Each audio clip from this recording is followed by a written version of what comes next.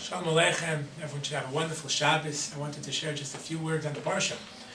Chazal, in the Gemara, Masechet Sota, fill in some of the details that are left out from the story in Chumash, that when Yosef was about to sleep with Eshes Potiphar, when Yosef was about to violate Eshes Ish and violate one of the big Averos, last minute, there was a Demusa Shalaviv, he saw a picture of his father, an image of his father, and he decided not to sin. I guess he mustered up the strength, looking at his father's picture, and said, forget it. And he explained to Eshes Potiphar that this is not what he's going to do, and he walks out and leaves.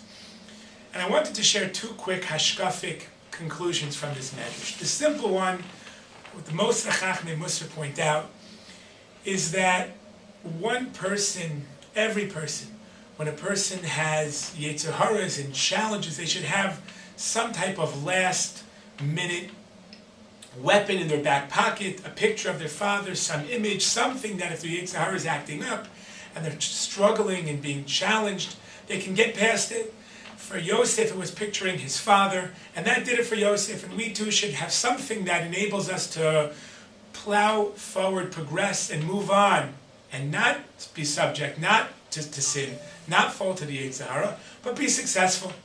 And that's one point, that we should all have a picture or something in our back pocket that when the Yetzer Hara is acting up and almost winning us over, we should be able to stand strong and not succumb to the Yetzer Hara. But there's a second insight that I heard from Rabbi Aaron Grumman, who's more Aspen, who lives in the place where I grew up. He had an unbelievable insight, because l'chor there's a second message from this medrash, which is not about Yosef, but about Yaakov. How many of us have or will have children who will look to us for religious inspiration? How many of our children, when they're in a corner and their Yetzer Haras are looking up, are going to look to us for religious guidance, for spiritual inspiration? And it really boils down to a question of who are we and what image do we project to the world?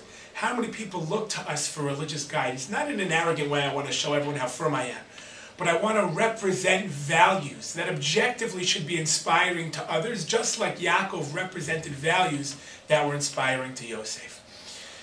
How I conduct myself, how I speak to others, how I daven, everything about myself should be ideally something that should be able, again, not motivated by, but able to inspire others.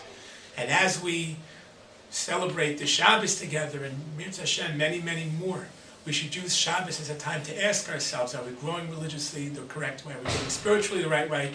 Are we growing into people who serve as role models for our children, for Klal Yisrael, and the world? Have a good Shabbos.